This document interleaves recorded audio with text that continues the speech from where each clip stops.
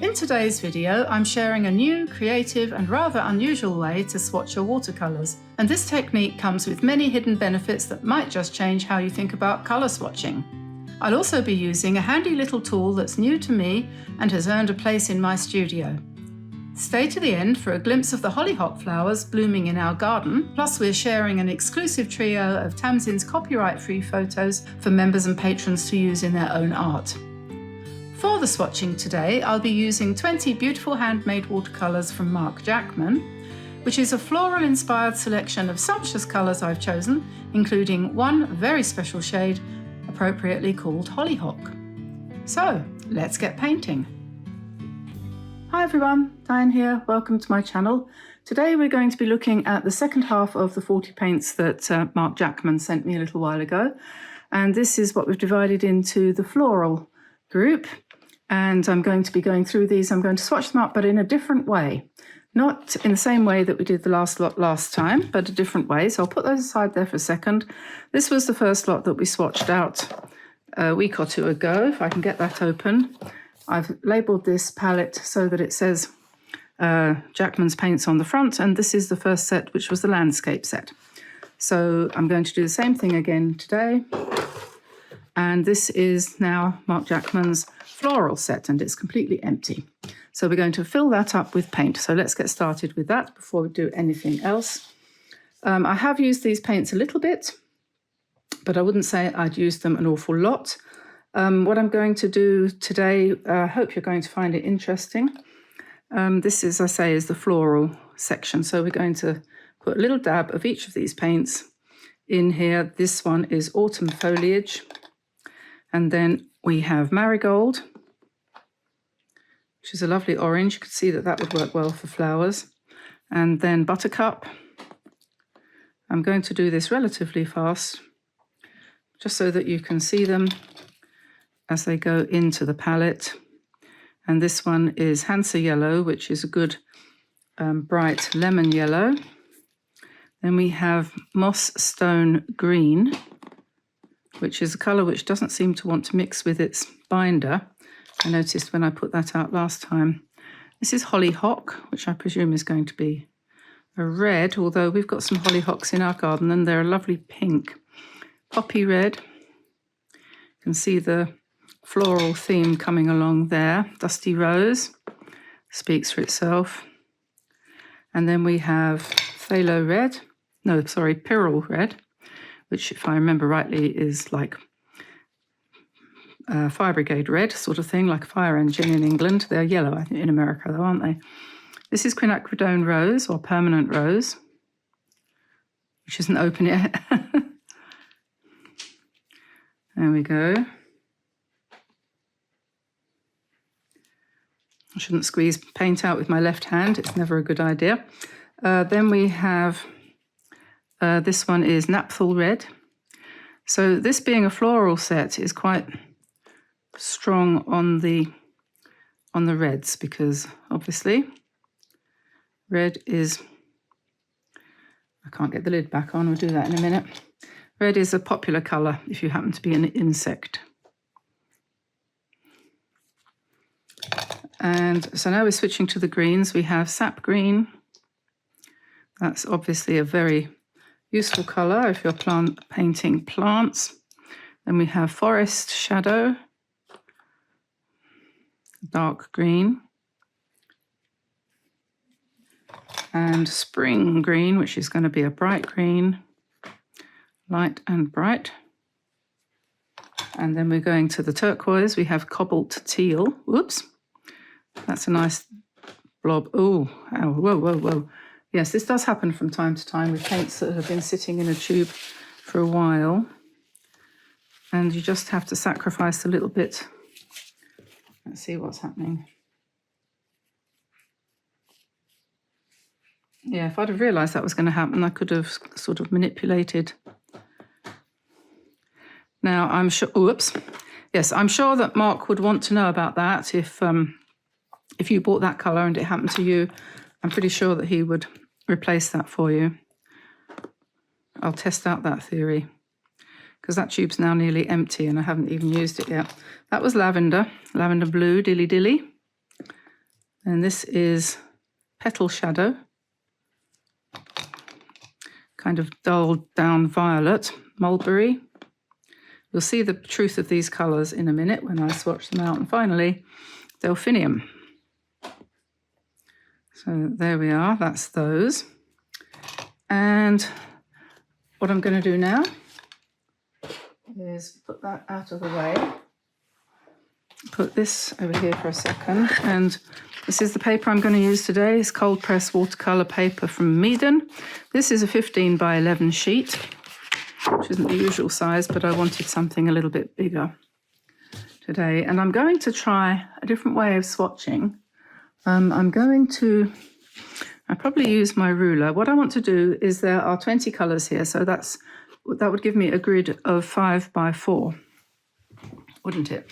So what I'm going to do, I've got a masking pen here rather than a 1, 2, 3, 4. Okay, so we can start about here. Rather than a pencil, and I hope this is going to work, the pen I mean, and I'm going to just slowly draw along my ruler, hoping it doesn't have to be super straight or super resistant. This is just, first of all, to kind of test out these pens, which are a new acquisition. And then I'm going to do squares, which are the width of my ruler. You could just use a pencil to draw these squares, but I'm just wanting to do something a little bit different. So that does show up, so that is working. I would suggest that you probably need to go slowly along the ruler if you've got yourself one of these pens. They come in a set. They are Kuretake Zig Masking Writer, it's called. I think they have in mind that you would use it in calligraphy in some way. 1, 2, now 3. I'm going to have 3 and then 4. They come in a set of 3 in 1, 2, and 3 millimeter widths for the nib. And I'll put the link in the description below if you feel you want to have a play with this. We'll see how it turns out in the end. Right, so that is our 4 rows. And I want to divide that now into 5. So we're going to have to say, okay, 2.5. So if it was about there. So first of all, I'll tell you what I'll do. I'll put one in the middle like that.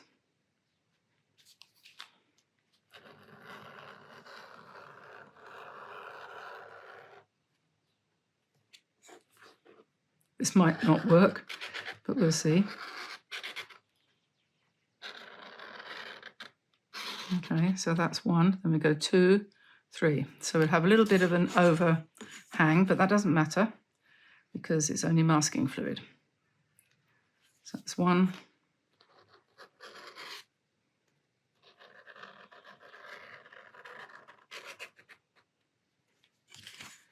2.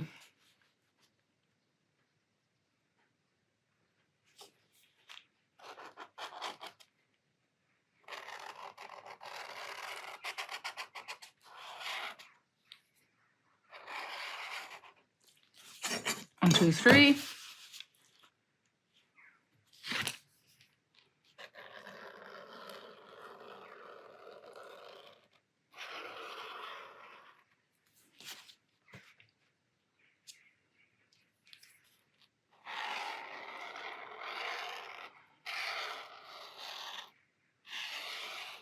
This just proves that you could do it on a slightly smaller piece of paper and still have the same effect. So I'll just brush off the little bits that are hanging around a little bit if they come off. Okay, so we should have 20 squares there. So That should be enough because we've got 2, 4, 6, 8, 10, 12, 14, 16, 18, 20. 20 of those. So let's get started, as all the best artists say. And we will ignore these ones here. They do rub off. It does take a bit of effort, it has to be said, but you can take it off with an eraser like this. That's probably the best way. I won't do that now because that's boring, but I'll do it afterwards. You see, that's gone now. So I have my brushes here that I'm going to use today. One of them, probably not the big one because, you know, it's too big. This is a size 10 Drawwell Maestro, which is the series 778, which Mr. Miami in Japan would be more than happy to make especially for you. And the details of that are in the description below. Then I've got the tried and true trusty Princeton Aqua Elite in one size here. I've got the 8. I discarded the 12 as being too big. I might use that. Doesn't really matter. And there's a pencil. That's not going to get me very far. And then I've got a number 5 Drawwell for the second part of this swatching process. So firstly, what we're going to do is we're going to paint one of each of these colours in the in the grid, in no particular order. I think I'm going to be completely random about this and not actually worry too much about which colours go where, but I've got a broken nail. I might start with some of the darker ones first, and put that there so I know which one I'm looking at. So I started up there with the one called Autumn Foliage, didn't I? So let's pop in there and start with that one, Autumn Foliage. And the beauty of having the masking fluid there is that if you go over the squareness, you'll be able to rub that off afterwards. So it will give you a neater grid. Now that's, you might not want that. I've toyed with the idea of doing it really freehand today. And then I toyed with the idea of doing it more organised. So I've come up with a solution which is kind of halfway between the two. So that is Autumn Foliage, which is a lovely warm brown. And let's go next to Pyrrole Orange, I think this is, isn't it? Marigold, which is a lovely orange colour. Makes you think of not necessarily marigolds, but lots of orange flowers out there, aren't there? So we'll put that in there. If you do a swatching like this, you will find that you are practicing your laying in of a flat wash. You're kind of automatically practicing that, so you don't have to spend hours of preparatory work every day swatching out. I mean, making flat washes just for the heck of it. It kind of does double duty, if you see what I mean. You can practice with your washes and you can learn about your colours, become familiar with them so that you can more or less identify without too much trouble that this one is a warm yellow. You don't need to necessarily remember what it happens to be called.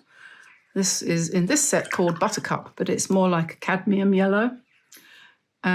Or it is quite like cadmium yellow. It probably is cadmium yellow. And if you want to check that, you can look at the pigment number on the tube, and you should find that it's PY something, PY 19 or something. I can't remember exactly. I think it might be 19. But you can always look that up online. Yeah, there's a lot of quite good sites that go into all these colours in great depth. Okay, so the next one after that is Moss Stone Green. So pick that up. It's a kind of sludgy sort of brown.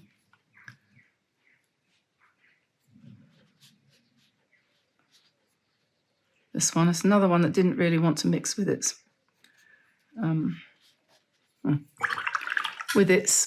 binder. But that happens with the best of paint. Well, these are the best of paints, of course, but it happens with lots of brands of paints that you get the odd colour that doesn't want to mix with its binder, or it's been stored a long time and has kind of separated a bit. So that's, it's a a hazard that we come up with against occasionally. So that's the first 5. And we carry on now. We're going into reds. So I'm going to go back to the beginning, and we will have Hollyhock here. Hello, Holly. How are you hocking? There we go. I really like this masking fluid pen. I think that's wonderful, don't you? Isn't that done a good job?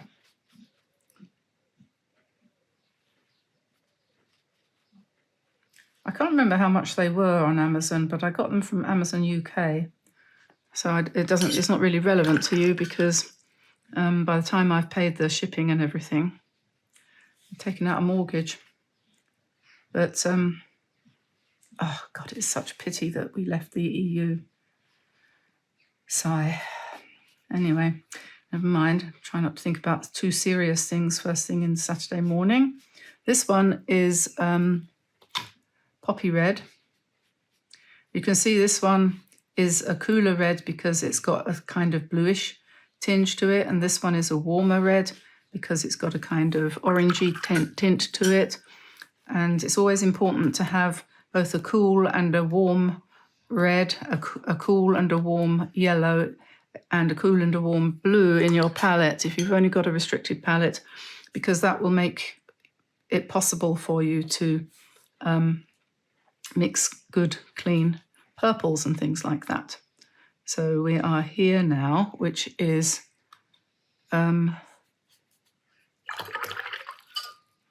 this is Dusty Rose.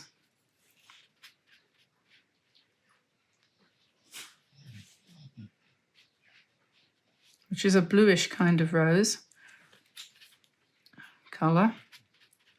And the nice thing about these paints is they do give a lovely even wash. I'm not having to try particularly hard to get these to be obedient on the paper. It might seem like a bit of a luxury to have a handmade quality set of paints. This one is Pyrrole Red, yes.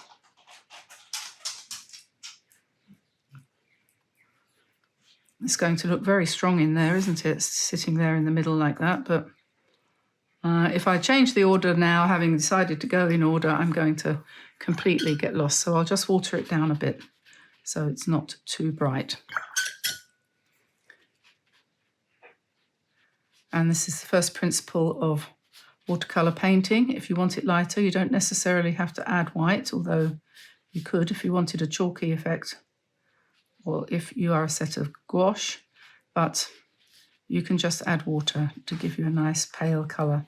See, if I'd have used that neat from the tube, I would have ended up with a very, very bright colour there, which I don't really want. So the next one is Quinacridone Rose, I think. And the same thing applies to that. We don't want too strong a colour. We just want to see what the colour is. Yes, and that is a definite quinacridone or permanent rose.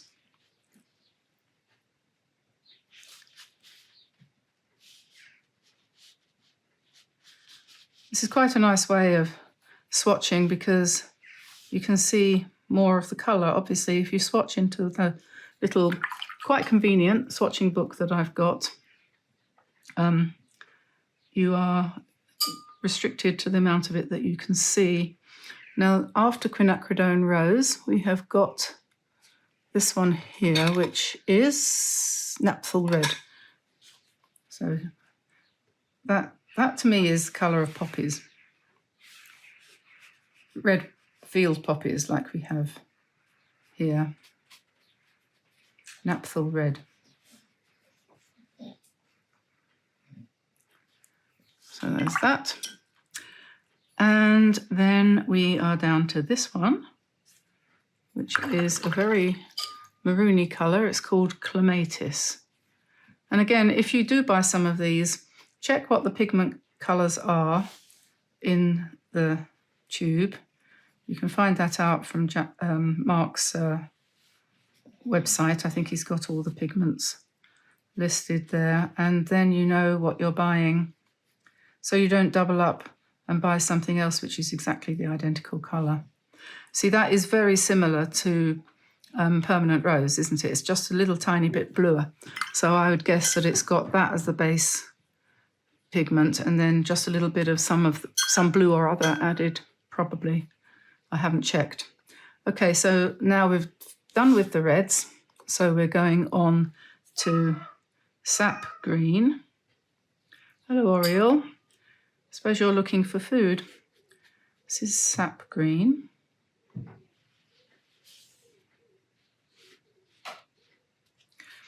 And one of the other good things about doing it this way is it helps you to make colour choices if you're trying to put together a palette to do a painting or a design from. So you can look at how they look together. I'm not painting them in mass tone, which is full strength. I'm painting them somewhat diluted. As much as possible, I'm trying to get them to roughly the same intensity.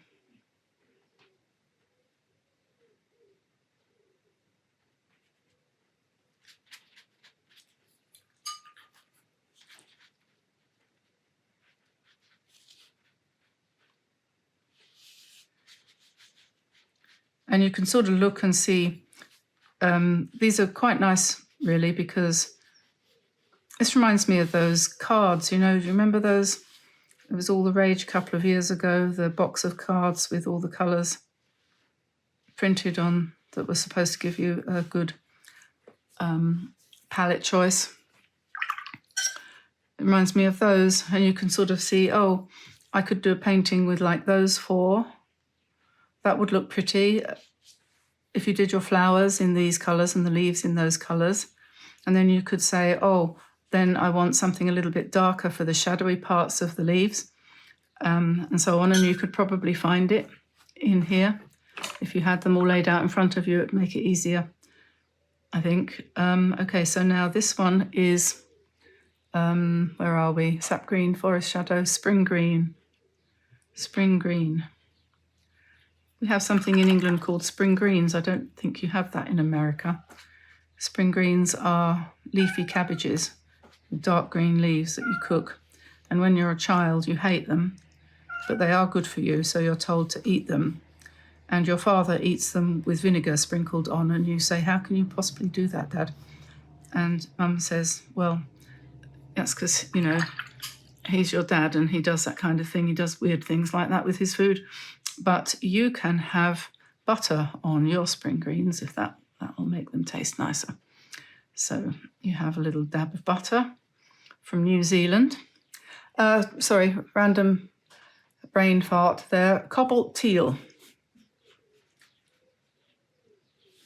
All our butter in those days came from New Zealand.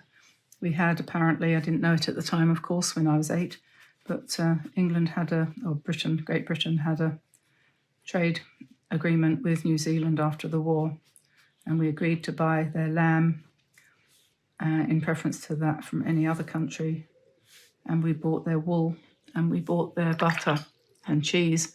A lot of our cheddar came from New Zealand at that time. All the butter I ever remember eating came from there. It was heavily salted and it came all the way from New Zealand on a boat. So that's Cobalt Teal, which is a lovely pale turquoisey kind of colour. And now we're on to Lavender.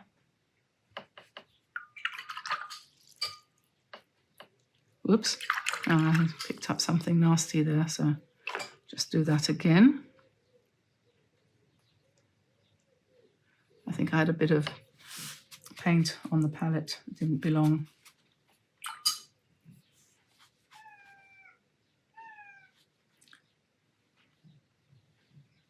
Don't take any notice of my cat meowing. He's always looking for food.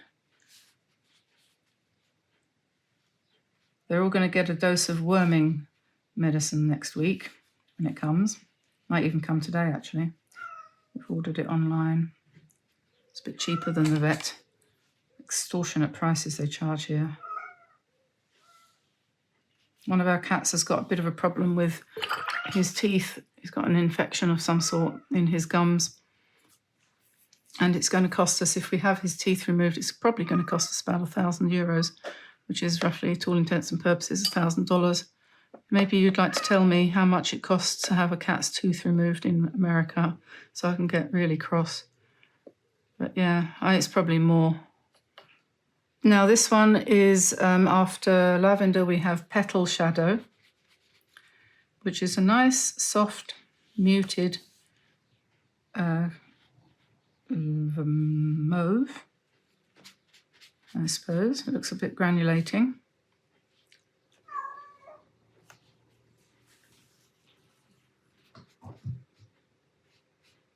You can clearly see two different colours mixed in there. As it goes onto the paper, you've got a certain amount of separation. Oh, if you're following the, talking about separation, the World Watercolour Month challenge that I'm running for members, you might want to have a look at the first couple, I think 3 videos that we put up last week, which are the challenge videos. Most of them now are going to be only available to members, but you can join for just $4 a month. And you only need to be joined for a month, don't you? You don't have to stay forever. So it would cost you basically $4 to get a video every single day. And we're looking at things in a bit more depth than perhaps some people might. But it is actually, I think, a very good, it's a mini course in watercolour painting that I'm planning to create. And I think you'll find it very informative. If anybody who's watching this right now is taking part in it, perhaps you'd like to give your opinion and any suggestions that you have of things you'd like to see, because we're only, very the early stages, and I haven't done the videos in advance. I didn't do that. They are all still embryonic in my head. This one hasn't given me such a good smooth wash because I added some extra water to it, which you shouldn't ever do. If you can avoid it, you should be very careful anyway how you do that. So that one was Mulberry. And excuse me, dog, would you please behave? Sorry about that. And the last one is a nice blue, which is a relief that there is a blue in here. This is called Delphinium.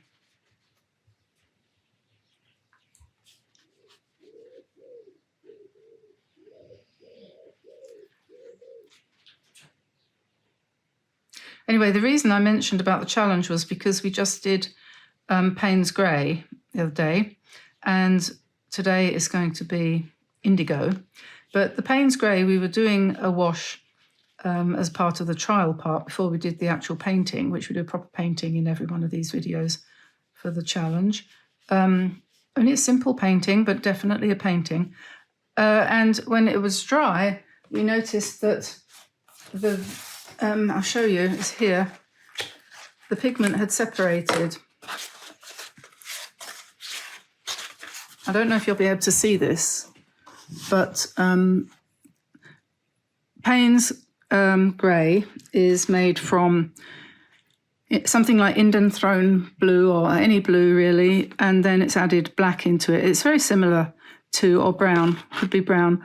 It's very similar to indigo, which is basically blue and black. But you can see the blue pigment has settled out at the top here. Hopefully you can see that. The grains of blue are very clear, and then they've all dropped out by here. And then there's a grey phase, and then it goes down to white. But it's very obvious that the blue pigment, which in this case is probably then ultramarine, I haven't checked what that has in it, because ultramarine tends to granulate quite heavily, so it might be that. And then we've got the grey, which is probably lamp black or something, or ivory black, underneath it. So that's quite interesting. I wouldn't have noticed that actually necessarily, but my daughter pointed it out. She's got much sharper eyes than me. She sees these things. I don't necessarily see them until they're pointed out, but it's very obvious, and you could probably use that in some sense in your paintings, couldn't you? So that is done now. So we have everything painted out. So we've got all the colours, and you could go ahead and label them. But what we're going to do next is we're going to do some shapes over the top of it. So I'm still not going to rub out the mask, but I'm going to do some leaves and things like that over the top of it. So I'm just going to change my water, so I've got clean water, and then I'll be back in a second. Okay, so off we go with the next stage now. And what I'm going to do is I'm going to pretty much at random go into, like I said before, but didn't quite do, I'm going to go into my paints, pick up a little bit of pigment, and then I'm going to paint basically a leaf shape. Well, not basically, definitely. An ordinary oval pointed leaf shape into my base colour. And here I'm putting what they call Delphinium, which is blue, and I'm just painting that in without too much fuss to look and see what happens when you put Delphinium blue over the top of basically what looks like to me burnt sienna. And you can see that you get a different colour. You don't get blue at all. Blue doesn't show up there. It combines with the burnt sienna to make a grey, which we learnt the other day, didn't we, about that? And to make this more interesting, you could go in with your pointy tool, which could be the corner of a cut-up credit card, or it could just be one of these Japanese, I think it's meant for pottery originally, or carving something or other. You can just scratch in some veins into your leaf. And then we go on to the next one, and I don't know what colour to put into there, but what's going to be interesting on top of orange, maybe green. So perhaps we'll go for Sap Green and see what happens there. I've switched to a slightly smaller brush. This is a size nameless. It's rubbed off. I think it was a size 6 or something like that. So we put Sap Green on top of the pale orange, and you can see that that is still showing green, whereas this blue didn't show up underneath on top of the rust.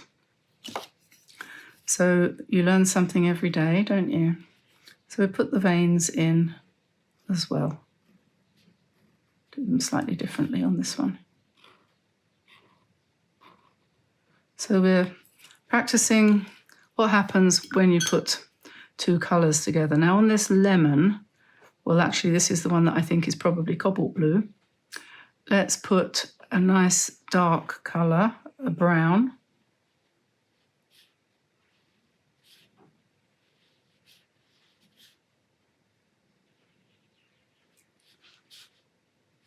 There's lots of pigment in this, and you can see that because it's leaving lines as I'm painting into it. But that's okay. We're learning about our pigments. You can do this with any set of paints that you've got, obviously. You certainly don't have to have Jackman's paints, but I'm sure Mr. Jackman would be more than happy if you did order a few of his paints.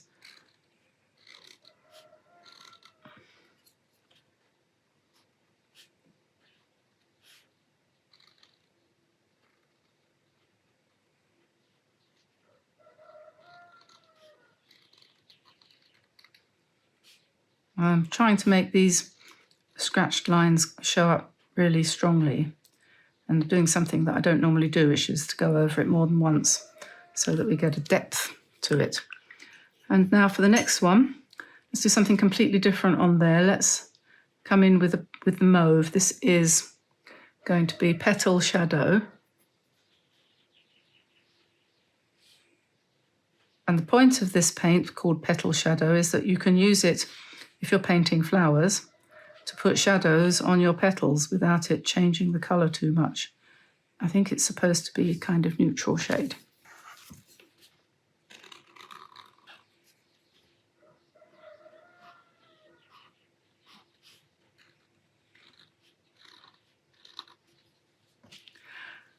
And now this one, which is, what is that? That is 1, 2, 3, 4, 5. 1, 2, 3, 4, 5. Moss Stone Green, that's right. And we can make a bit of a fuss with this one. I tell you what, we're going to put the orange on top of this. Orange, I call it. it's called something else. It's called Autumn Foliage. So we put a nice lot of autumn foliage on this one.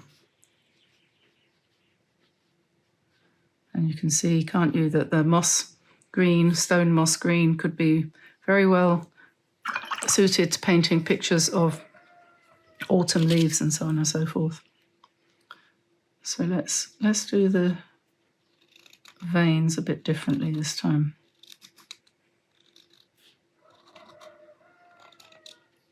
Oh yeah, comes out to much the same thing in the long run. Now this one, after autumn and the moss stone green, is Hollyhock. Let's try putting the same colour on top, or almost the same colour. Let's put a pink on top of here.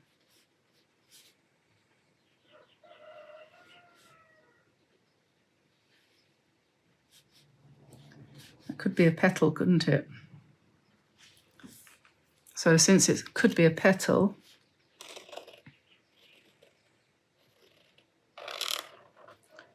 we'll put our lines like that.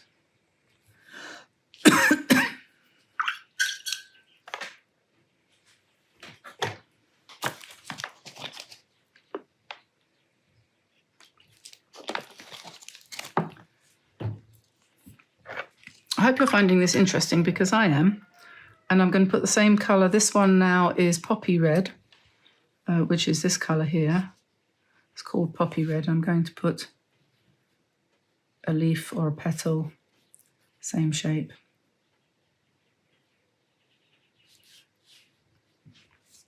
There, like that.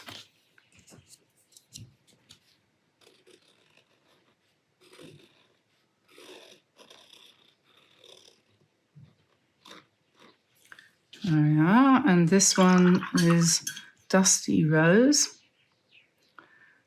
Dusty Rose is this one.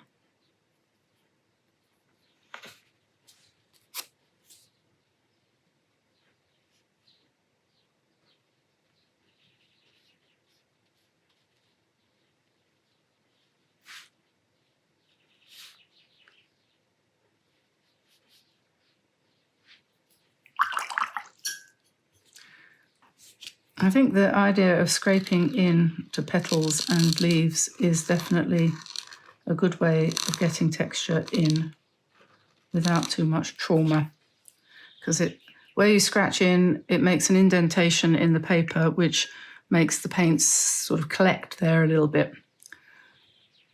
Dusty Rose, after Dusty Rose, is Pyrrole Red, Fire Brigade Red. So we'll do the same here. This one makes you think of all those beautiful red flowers that you have in your garden. And that is more or less the mass tone or the full strength of the paint.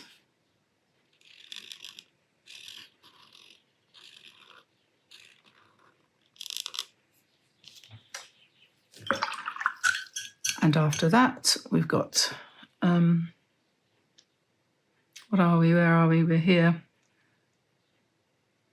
I always get muddled up at some point, don't I? Just a second. That was definitely Fire Brigade Red. Did I mention Dusty Rose already? I think I did. But Dusty Rose, I thought, was... Oh, never mind. Anyway, this one. This is Dusty Rose.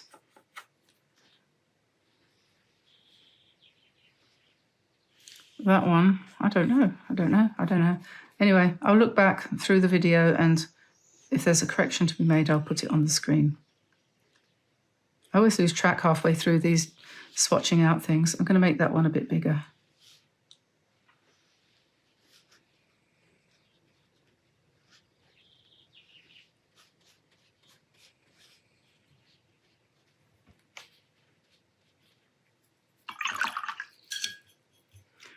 Okay, now I have to get myself under control here. We've done that kind of veins on all of these ones. So I need to be careful about what colour is this. I think we are on track. That was Dusty Road. So this is Pyrrole Red. Dusty Road. Yeah, that's Pyrrole Red. It's very easy to get confused.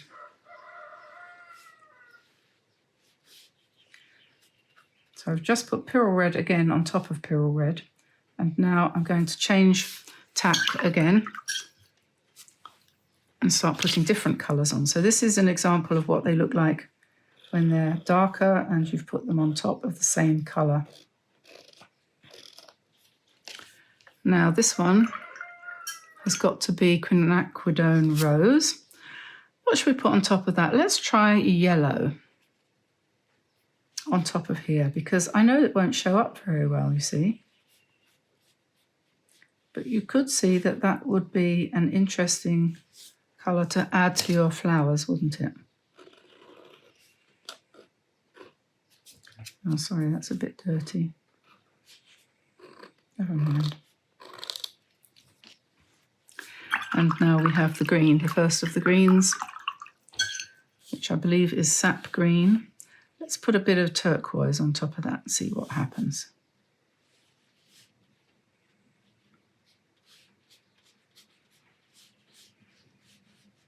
This was Cobalt Teal, wasn't it?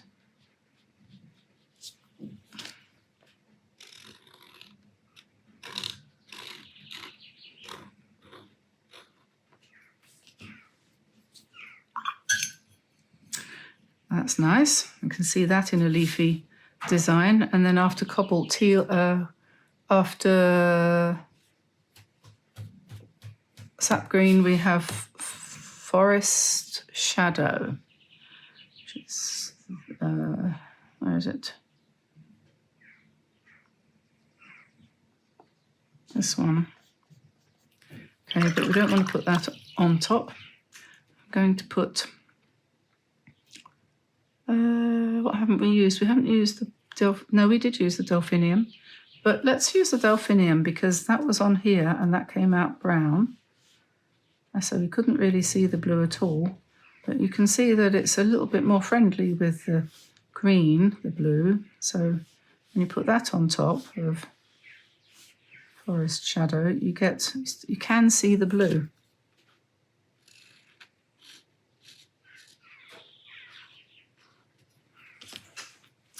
And then we've got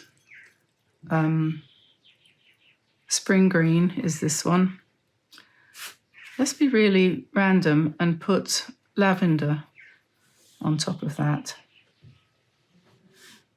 That looks as if it might be slightly opaque. Lavender, I'm guessing it's got some white in it.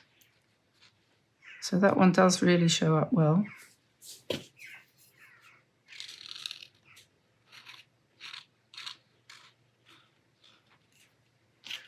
Okay, and then we have Cobalt Teal, which was this one. What should we put on there? We haven't used the orange yet, so let's be bold.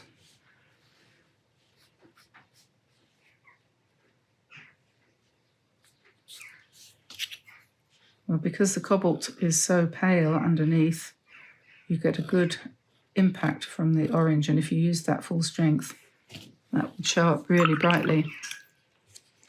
This one, I think, is Lavender. And what should we put on top of Lavender? What haven't we used? Well, I don't know. Let's put some of the Sap Green on top of there. Reason being, you're quite likely, if you're painting lavender, for example, if you were actually painting lavender, you'd quite likely want some green for the leaves. It would be something like that, and that is a pleasing combination, isn't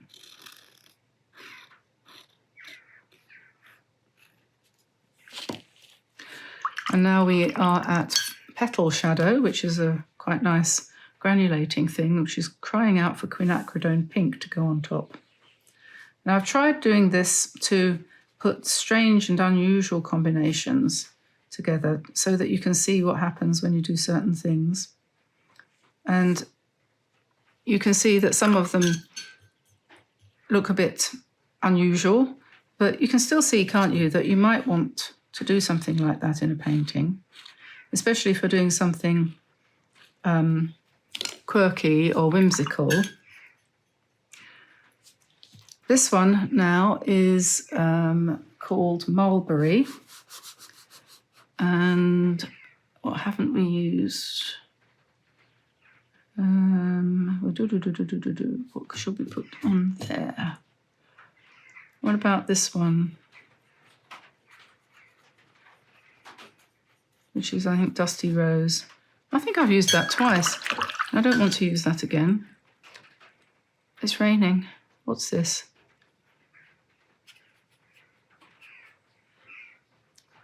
That is Petal Shadow, isn't it? That will give us a very subdued kind of effect.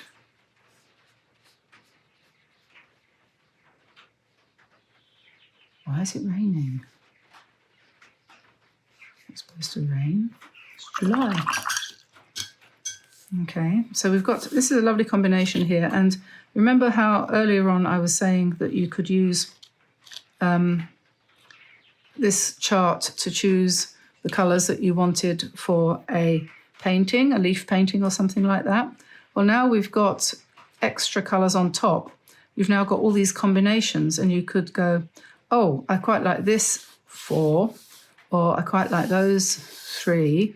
And then you choose your limited palette from knowing what those colours are, because you would have written it down, and I will write it next to them, you know, going forward for my own benefit. And it helps you to actually focus on what colours you want to achieve a certain effect. So if you want something really lively, you might go for pink and orange, which are very vibrant, and you could pair that with 2 more reds and perhaps these greens, and you would have a very vibrant painting.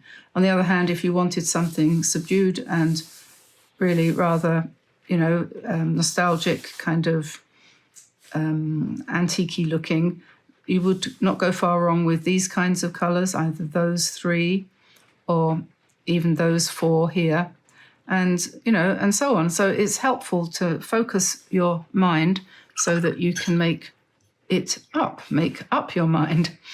Now, this is what he calls Delphinium, or whoever it was that named them does. I'm going to try putting something sympathetic to that on here, and we haven't got very much in the way of blues. But we could try, what's that one? That's Mulberry, Petal Shadow, Lavender, Cobalt Teal, Forest Shadow. Oh, I don't know. Random choices. Let's try this one. This, I don't know what that is. That is, oh yeah, that's the moss.